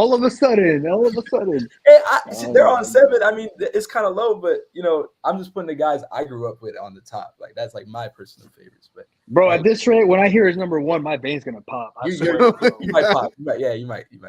James, do you want to school us a little bit, or school Julio a little bit on why DX is such high on everybody's list? You school me. I don't need to, bro. I don't need to. You don't need to. Okay. Oh my God. See, now when Tapia doesn't want to respond anymore, that means because you have him pissed. Julio, got me heated, bro. Yeah, we don't want to see you near us for a while. Okay, if you're in kiss me, you better watch out. You better watch out. Elias, you said they were number 3 on your list, if I'm not mistaken. Yeah, I had them at number 3. Okay. Obviously Shawn Michaels, one of the greatest wrestlers of all time. Triple H, everything he touches turns into gold somehow. I think the member that I like, well, not the most, but I feel like he was very underrated. I feel like he's the most underrated wrestler maybe of all time. Hornswoggle. Hornswoggle too, but X-Pac, he was one of the most underrated wrestlers for me, other than like William Regal. But yeah, it's just Road Dogg and Billy Gunn. It's hard to cut tag team promos, and they're the best at it. And I feel like that's like it's crazy how they cut promos. And just I don't know what Julio's on about, but number 7 is crazy. It's great, Elias, that you brought up X-Pac because again, while technically Shawn Michaels was in a version of the NWO, to me I don't count that. X-Pac I think is the only guy that was officially in like the real version of the NWO and the real version of DX.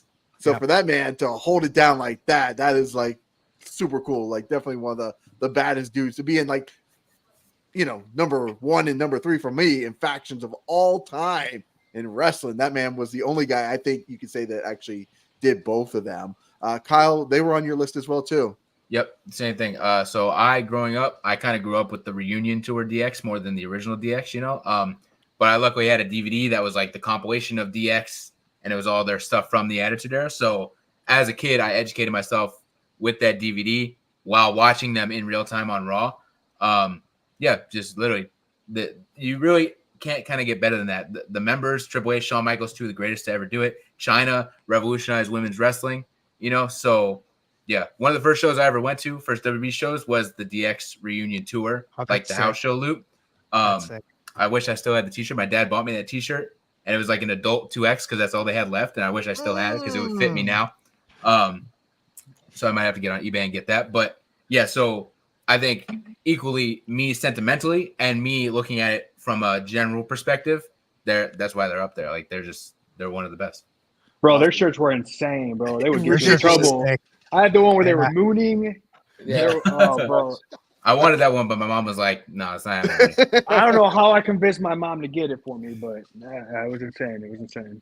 Let's see, your mom actually got you the shirt then, Jay. Yeah. Hot Topic. I remember, bro. There was a point in time where they were selling some WWE shirts at Hot Topic, like the official ones, not the bootleg ones, Because for the most part, I had to live with the bootleg ones, but I convinced my mom somehow to get me the OG from Hot Topic, so I was pretty excited about that. All right, and Fer, DX is what number on your list? I had him at number 5. I regret it. I feel like I should have had him a little bit higher now that we're really reminiscing. But I just really loved how they were a bigger faction that had more than 3 members, right? But it didn't get convoluted, kind of like how NWO really got messy towards the end. And I feel like everybody was really disciplined in knowing what their role was. I feel like at the time it is a really risky move to have like your heavy, your big, your muscle, your backup, your enforcer to be China, to be a woman. Right. I don't think you've seen that before. That's a big risk that they took and then ended up paying off. I mean, tenfold. To have the New Age Outlaws in there and obviously X-Pac and Shawn Michaels and Triple H, it could have gone south really fast if people didn't know their roles and sort of didn't play to their strengths. So for them to be able to pull it off so flawlessly in a time where you kind of really had to push that envelope and you really had to ride a thin line between what is pushing the envelope and then what's corny. They did that perfectly. You know what I mean? Like that would have worked whether it was WWE or whether it was SNL. And I don't think these guys get enough credit for their acting chops as well. Doing comedy is incredibly hard, especially in wrestling, right? Because you still have to seem legitimate as a wrestler, right? As an athlete. So yeah, fantastic. They're top 5 for me. One of the points I want to touch on there, Fer, was you talked about it didn't get convoluted, and I remember reading like when dirt sheets were first coming out on the internet, and it was kind of like every week you would read something about maybe a new member going to the NWO on these dirt sheets or the Wolfpack. Booker T was rumored, Rey Mysterio was rumored. There was all these guys every day. There was rumored, but you didn't have rumors for like DX. It was such a tight niche like family essentially that you knew who DX was. Where you maybe while I have the NWO higher, that's the one thing I definitely think DX did better was they kept their circle very small and tight, and you knew who DX was. They had their identity more than just adding, another guy from Japan here or this person here or Mike Rotundo randomly to the NWO, and you're like, what does this all mean, in the long run? But again, DX definitely deserves, even if it's at number 7 for Julio, definitely deserves a number 10 spot, and I think everybody's list for factions for sure. The New York Samurai says DX on number 7 is low-key disrespect, my dog. Low-key, it's high-key disrespectful, man. Well, and he's smiling about it. Look at it. He's smiling about it. Oh, my God. Their opinion's wrong. I think we're at Elias next. What number are we at? I think 7. We're going to be all over the place. I think we're at 6. We're at 7. We're at 7. 7. Okay. 7, I had the Undisputed Era. Low key, during that time, one of the hottest things in wrestling. When Adam Cole came out, that was the roof line to collapse. That moment alone is great, but the Red Dragons, great tag team in Ring of Honor, did great. It's hard for people to go from I feel like Ring of Honor and those places to WWE and still be good. And all 3 of them did that. And Adam Cole still killing it. I feel like that's why they're number 7 on my list. Okay, Undisputed Era, great pick. Kyle, do you have Undisputed Era as well? Kyle, are you there? Oof. I had Undisputed Era on Okay, there Elliot. at one point. Okay. And then all right, my thing's messing up a little bit, but yeah, they're on my list at number 6. Okay. Why number 6, Kyle?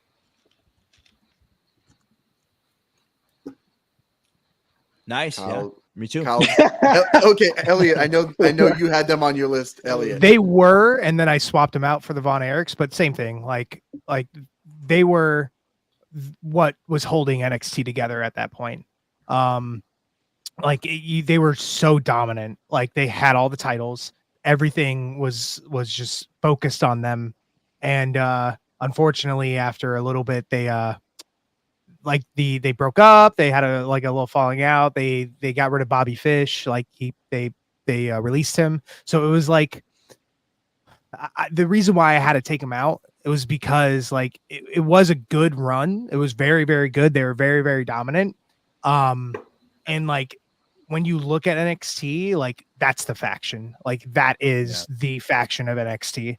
But yeah, I had to take him out for the Von Erichs because like I said earlier, the Von Erichs just did so much. Okay, Undisputed Era. Kyle, are you back with us? Yeah, I think so. I don't know. Something happened and I had to reload. Yeah, so Undisputed Era is on my list at number 6. Okay. I don't know what you guys said, but I just think when you look at NXT, it doesn't get any better than that. And when you look at NXT, there's certain people you instantly think of.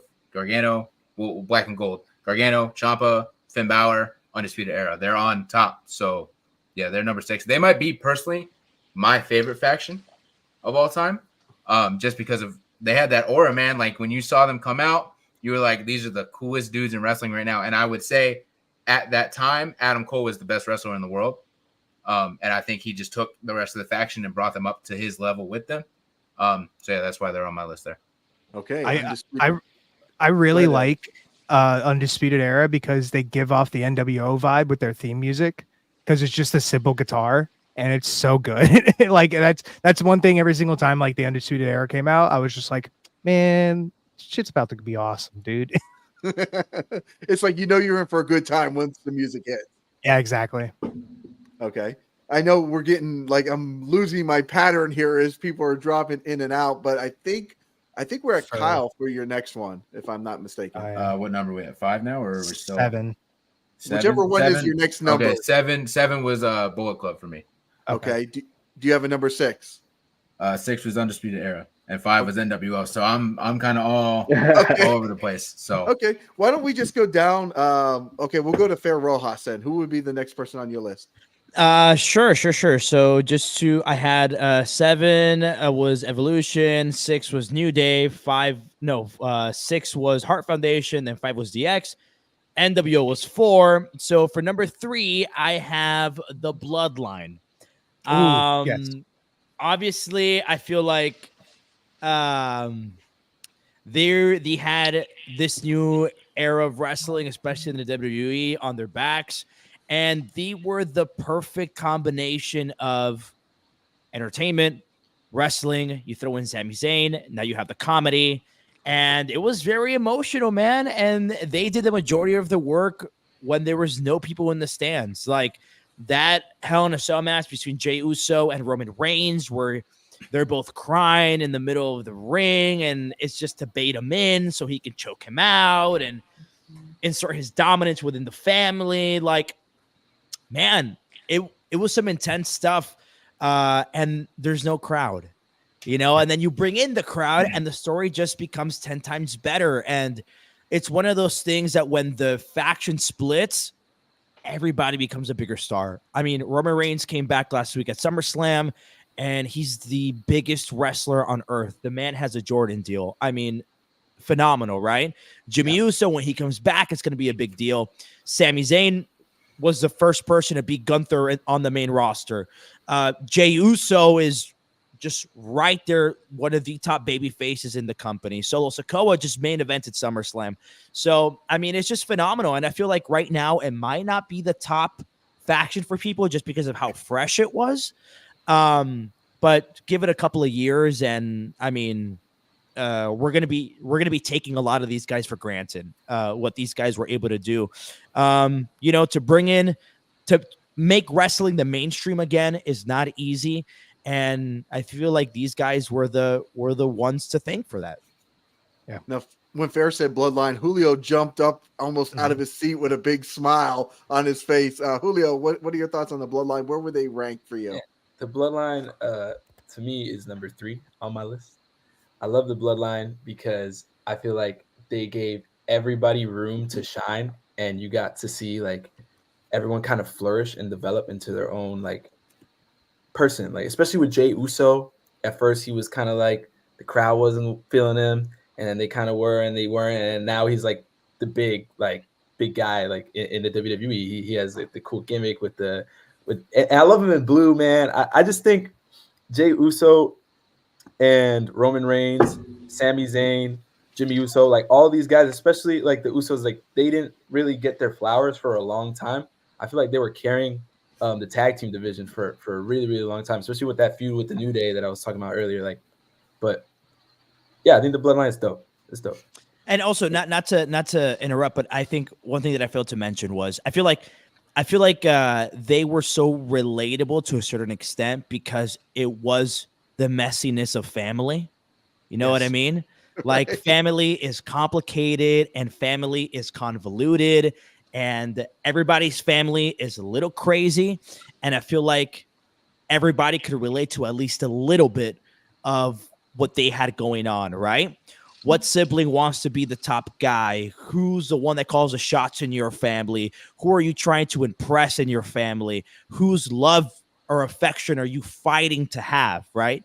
I felt a lot of times where I was like, damn, I kind of relate to this to a certain extent.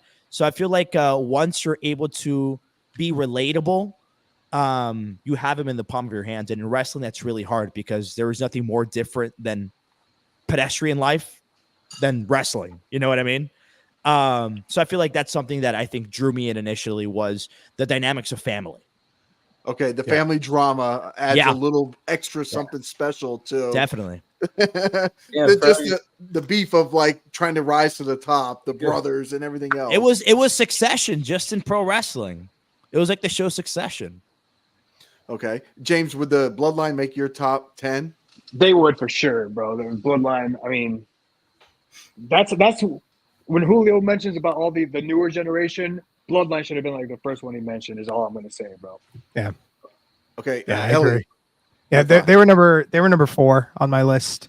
I mean, just the fact that New Age, like, they are the faction New Age. The story, everything. It's been going on for 4 years, I think, at this point.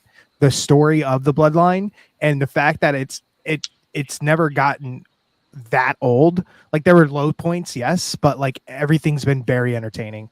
Everything, bringing in Sami Zayn, having Tama Tonga Loa and Jacob Fatu come in, like it's always seems like they're doing something good with it. And now that Roman's back, I can't wait to see what they're gonna do, because them bringing in Jacob Fatu is like a big like, hey, now you guys have to step up and be like this guy, because he is such a talent that is so underestimated because maybe people didn't know about him. And I bet you half the WWE fan base doesn't even know who he is.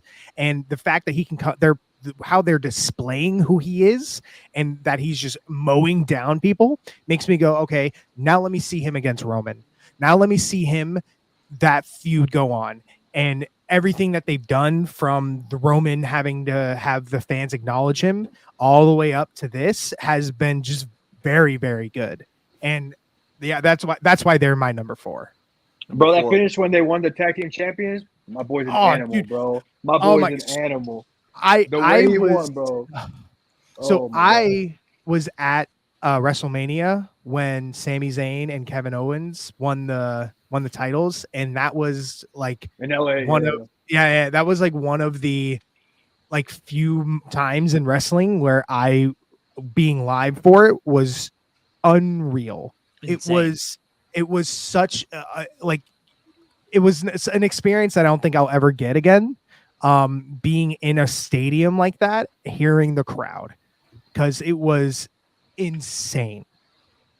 But I'm talking about the recent one where Jacob fought. Oh yeah, where Jacob, that finish, he destroyed him, dude. Yeah. Animal, you saying that just reminded me that I Oh, was yeah, at. yeah. Yeah. Elliot, when you were in the crowd at that time and you look around and this is happening, like, you know, what is going through your mind at the time? So I was relieved. I was very relieved because I wanted Sami Zayn and Kevin Owens to win, and I wanted that to happen, and that kind of like for me cemented that things are changing, because under Vince's rule, everything is a wasteland of whatever he says, whatever he says goes, and this is, to me, was like the hints that, you know, we're probably going a different direction and how certain things are going. And then it just furthered the story even more. So I'm just, it needed to happen. And everybody was on their feet. I remember it happening. I was in like a GA section where it was standing room, and I was on the railing, and I remember just jumping off the railing, because I was there with my old tag partner Geostes, and him and I went fucking ballistic. It was awesome. Oh, such a great moment. Kyle, were they on your list as well?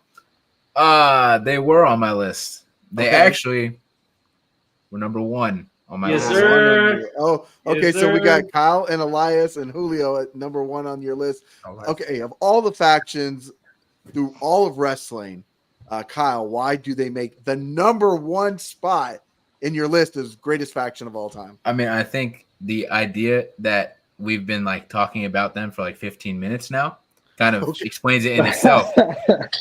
That's true, bro. That's true. But yeah, I mean, look at everything they've done, from the stuff with Jey Uso when there was no crowd and the emotion that they had in that story, to the stuff with Sami and making Sami Zayn the biggest babyface. Sami Zayn being the biggest babyface in the world doesn't happen unless it's against the Bloodline. You know what I'm saying? It's because he was with the Bloodline. The idea of him being in the Bloodline was because he was so popular that people were going, we want to see him in the Bloodline, make him an official member of the Bloodline. You know what I'm saying? The heartbreak. The idea that 2 WrestleManias in a row now, both nights, have been main evented by the Bloodline. What else? What else do I need to say? Right. Fair assessment. Elias, why do they make, are they number one on your list too, Elias? Yeah, of course, number one, they're the best. The most important thing in wrestling for me is storytelling. And other than the Bloodline, I can't remember a longer story than the Bloodline with it being as consistent as it is. But the last one I remember is like Kenny Omega versus Okada. But this, I feel like it had lows, but it wasn't that low. It was consistently going up. And I feel like everyone was like, Roman Reigns is so good that we don't want to see him lose a title, but it's like no one's gonna get a chance if Roman Reigns doesn't leave. And that's what he had to do. He had to leave for other people to get chances. Also the Usos, my opinion, the best tag team ever. Sami Zayn, the top babyface because of the Bloodline. You know, it was just top tier. And then now, you know, they're back at it with Jacob Fatu, you know, Tama Tonga, all that. I feel like they're going back up again. Heading into that I don't really think anyone's gonna have a chance again once Roman Reigns starts going crazy for real. Elias, I do want to. Oh, go ahead. Sorry, Go ahead. I do want to make the sleeper member of the Bloodline is Paul Heyman. Yep. He's able to push so much of the narrative for that it's like he's just Paul Heyman's just so good. Greatest manager ever, man. Yeah, Elias makes such a great point of the long-term storytelling. So much stuff just gets rushed nowadays, and if stuff doesn't work for like 3 weeks, it's on to something else with no explanation as to what happened, why this person is with this person. There's just a lot of jumbled mess in storytelling. Of course, not in CCW. CCW is killing it with their storytelling, but a lot of stuff in like big promotions, it's like what the heck's going on? Why is this person? Nothing makes a lot of sense anymore. So for them for 4 years to consistently carry out a storyline that everybody seems to be invested in here still in 2024 is absolutely amazing. And I do want to ask you guys this question because we did mention about them starting, with no fans in the arena. And obviously you guys are performing in front of big crowds full of energy. Did any of you guys do any pandemic shows like when they first started up? I started training right after the pandemic. Right. Okay. So nobody was wrestling like in 2020.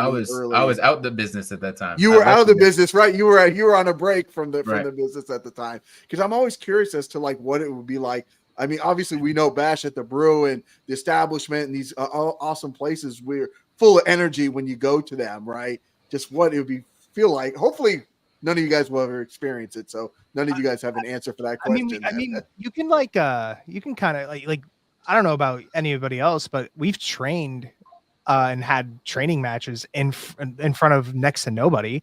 So it's kind of the same. It's kind of the same feeling where you have to figure out or you have to, because you're either wrestling in front of like maybe 5 or 10 people, or you're wrestling in front of maybe 1 or 2, and when you're training. So it's like it's kind of the same, but it's not as if they're taping it or anything. You know what I mean? Okay. I don't know. Who said the Bloodline? Who brought it? Was it Julio? That brought up the Bloodline? I don't know. Fair. I think it was me. Yeah. It was Fair. Okay. Well, Elias, do you have any more factions left on your list? I said everybody. Yeah.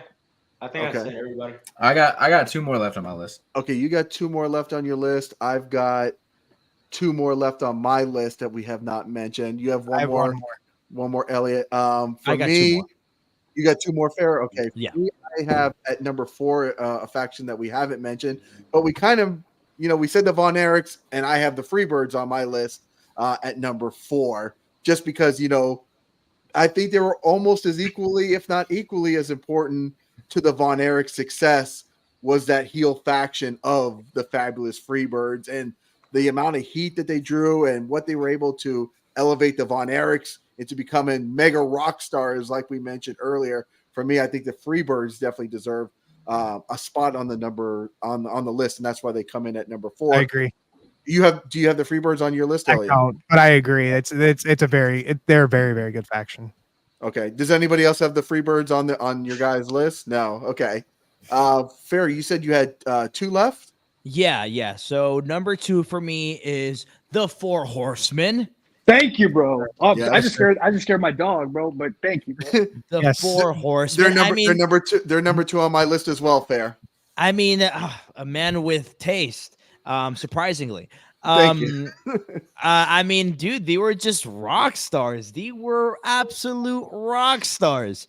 I mean, I still watch a lot of their stuff now. Like, I have a lot of influences from all of them. I mean, I have bleach blonde hair and I wear colorful tights. Like the impact that they have on this business to this day, is insane. And they were all champions. And they all knew their role as well, and it kind of got a little convoluted, but I mean, like the core members were always there. You know what I mean? You can't think of pro wrestling without the 4 Horsemen. Yeah. I mean, jet flying, limousine riding, son of a guns, what would be your favorite 4 of 4 Horsemen? Fair. I think it was the OG 4. Okay. The OG. Arn Tully. Yeah, for me, I might replace Ole and put BW, Barry Windham, in that one. I thought that one for me was my favorite one. I mean, I did like when Sid was part of it. I thought Sid brought a lot of muscle, but not very memorable as a 4 Horsemen. But I was a huge Sid Vicious fan as well, too. I thought it was pretty cool. I mean, even Sting was kind of like in the 4 Horsemen for a little bit. And then, of course, you had like the final version of the Horsemen with Dean Malenko and Benoit and stuff, which was very interesting as well, too. So I think throughout time, they did a good job with, keeping guys in the 4 Horsemen that fit kind of like the lifestyle. And let's face it, people were jealous of the 4 Horsemen. They hated the 4 Horsemen to death, and they were just they kind of, I guess the Von Erichs and the Freebirds go back a little bit before the Four Horsemen, but those guys definitely brought like factions to the front. Everybody wanted to be a part of them, but nobody could get into the club. Yeah, I had them at number 3. So and number 3 on your list. I'm there with you. Yeah, like they were just they were so cool. Like I for a long time would study the Brainbusters just to see what they were doing and see how they would work and everything. And the fact that, like, you know, you put Tully and Arn in a faction with Ric Flair, you're gonna get money, brother. You're gonna get money. And you said the original was your favorite with Ole, Elliot. Yeah, with Ole, yeah. Mm-hmm. Okay. Did anybody else have the Four Horsemen on your guys' list? No. Okay.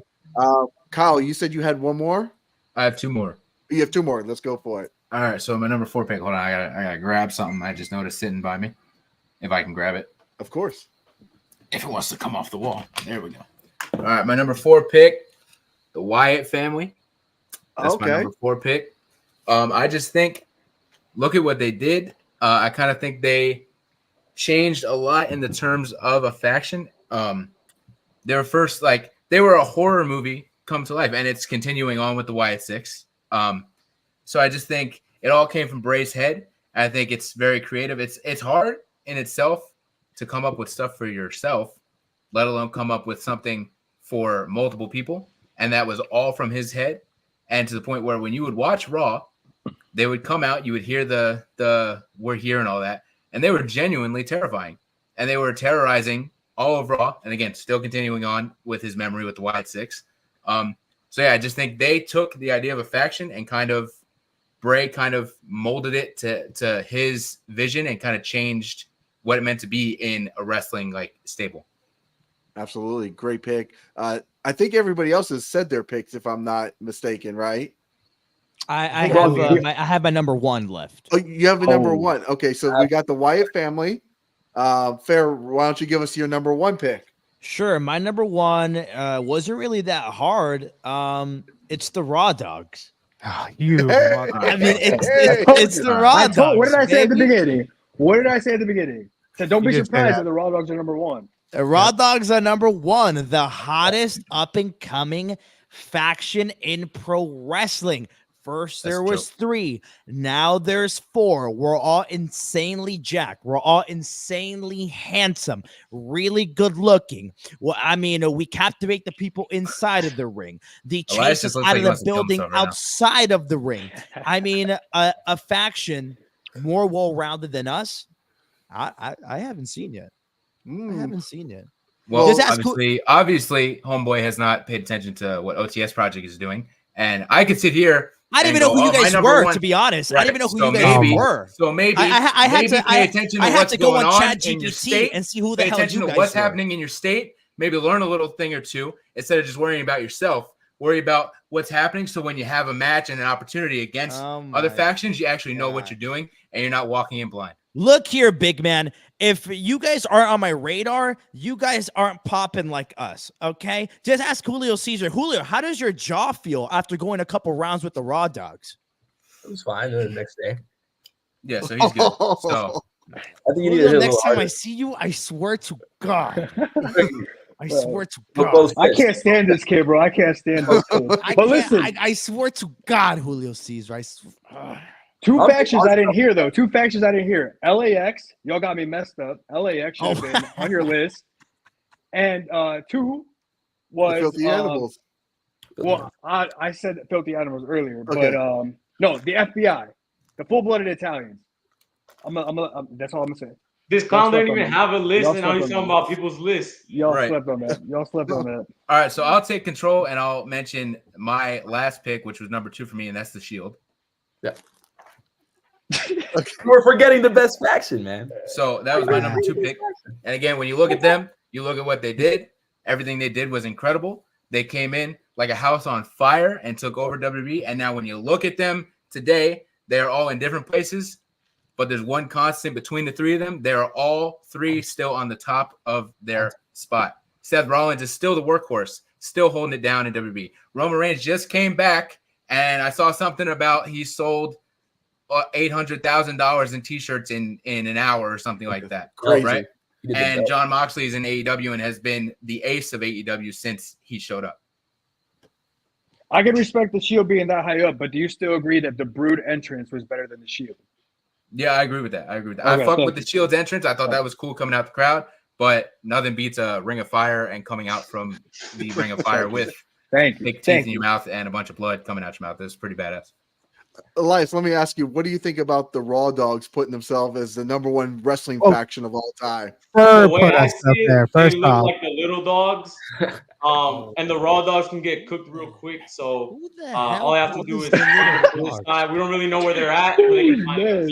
Fer, you gotta teach him a lesson, man. I'm gonna teach him a lesson. I'm gonna smack the chap out of his lips. You come see me at my house. You come see us at CCW. I'm gonna smack the gingivitis. We're supposed to take these guys. You're not gonna have to need a literally teeth holding cleaning up when his I'm little done with you. Pomeranian in the camera. It's what it, bro. She does damage, bro. She's toxica. Watch out, bro. I will punt that dog across the room, bro. Wait, don't we get you ever? I'm not. This ain't no joke, bro. Your third party left you behind, bro. Where's he at? Y'all not a team, bro. He's got a booking in Alabama, unlike you bums sitting at home in Miami. Dog, you keep talking about that dog like that, man. Please, the day I have to go to Alabama, my career is over. We're here in Cushy, brother, you can't even get out of Miami. What are you talking about? We're here in Cushy, Miami. Well, he has to go perform in front of people that are dating their cousins. Come on. I don't think come on. There is more teeth in my mouth than there will be in that crowd in Alabama. Fer's right. There's a difference between us and him. We're performers, and he's a little independent wrestler. So that's he likes his one booking a month. That's cool, man. I respect that. One booking more like 5, brother, and an Emmy and a Marconi. If I've only had my watch on right now, there is more money in my watch than whatever you paid for that efficiency you're living in. Okay. Hey, practice matches in your training school don't count as shows. Just know that.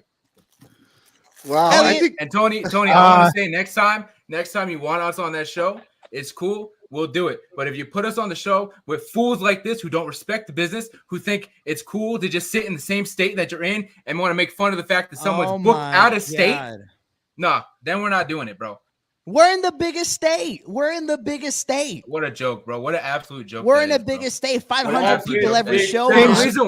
There's a reason why your boy Elliot went to do extra work in Tampa for TNA, so he can get out of the state. I've already been out of the state, brother. I've been in 6 states. There you go. And you know what? And there you go. Okay, Tony, wrap this thing up. You're not sitting here shitting on the fact. Tony, I gotta go to Chipotle, bro. Tony, I gotta go to Chipotle. Wrap this thing up, bro. By the way, put the fries in the bag, bro. Tony. Next time, don't put us to do a podcast with some minor leaguers, okay? Minor leaguers. My boy don't make the money. Ask about me, bro. Ask about me. You'll find out. Ask about me. You'll find out. Look. I think I gotta call Tony Giovanni and say we're out of time. We gotta go. And we'll figure out Game of War or do something for the future. But gentlemen, all seriousness, I do appreciate all your guys' time. All your guys' insightfulness. I know everybody has busy lives and could have been doing something else tonight. So I do appreciate all of you being here on the podcast. Elliot Qrow, where can people follow you and what cool stuff you have coming up? You can follow me on Instagram at Elliot.Qrow. I have a match tomorrow in Kissimmee, and then we are going out to Ohio very soon. That'll probably be in the car with you. I'm actually going to be on a plane, so Fer is actually right next to me on that. Maybe he'll figure something out.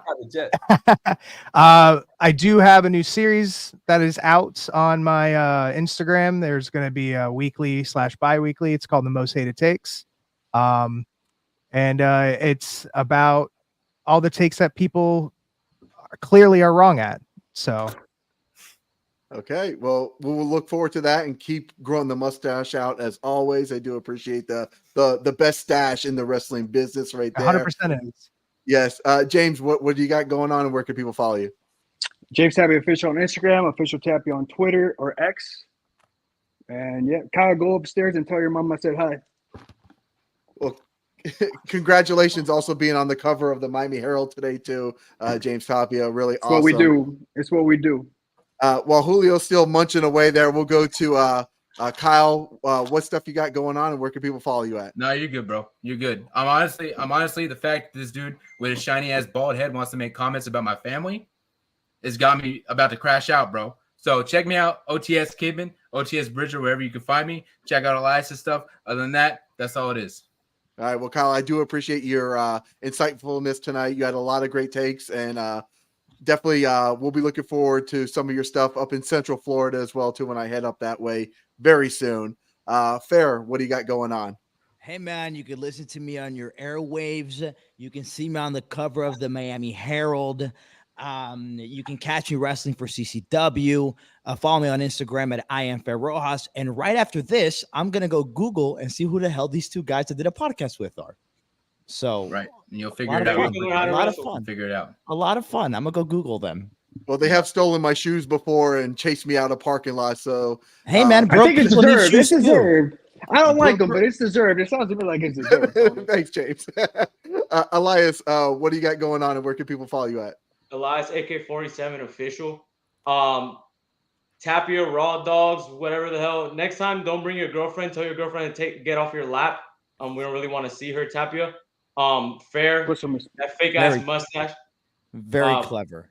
Yeah. Maybe if you Google us, you can learn how to wrestle. You can learn a thing or two about this business. That was very clever. Other than that, I'll slap all your bitch asses. I don't really give a damn about this podcast. So thanks for having me, bum asses. Yeah. Julio Cesar, you're right. No, you won't. Yeah, you won't. He said what he said, and he logged off like a little bitch. Look at that. He logged off. He logged off, man. Oh, talking shit online and logging off. Look at that shit. Well, Julio, you're find us, bro. You let them Don't hang. find us. They all, both of them left them hanging. That's not a real faction. We'll find you. Give us the address. Give us the address to your mom's basement, and we will find you. Bro, keep bringing up my family, bro. Keep bringing up my family, bro. And we're going to find out. It's not, you keep bringing up my family, and it's not going to be some funny, like, hey, let's run an angle, bro. Keep bringing up my family. It's going to be on site if I see you at a show. I'm not playing, bro. Ooh, tough. Ooh, I'm shaking. I'm Julio, shaking. Julio, what do you got coming up, and where can people follow you at? CCW, man. We always got something coming up every weekend. You know, you follow me at the kid Julio Cesar. Julio Cesar, Ceaser. I think that's how you spell my name. No one's gonna follow this bum, bro. I don't have any other socials. I follow you, Julio. Don't worry about it. Me, James. Well, I think you follow me too. Elias, Kyle, and thank you guys so much, OTS Project, for coming on tonight. I do appreciate your guys' time. Julio Cesar, thank you so much for jumping in and having a good time with us tonight. And the Raw Dogs, of course, Fer, Elliot Qrow, James Tapia. Thank you guys for jumping in and discussing. I do enjoy all your guys' takes on the factions, and I do appreciate, again, all your guys' time. And I just want to wish everybody here success in the future. You should be grateful I gave you your time, Tony. You should be really grateful, Tony. Actually, I am grateful. I really, truthfully am grateful for everybody's time. That is for sure. So, guys, if you like podcasts like this, guys, make sure you hit that red subscribe button so you can stay tuned in here to Toned In Entertainment for future videos. Subscribe to the channel. Do it. Go now. Do it now.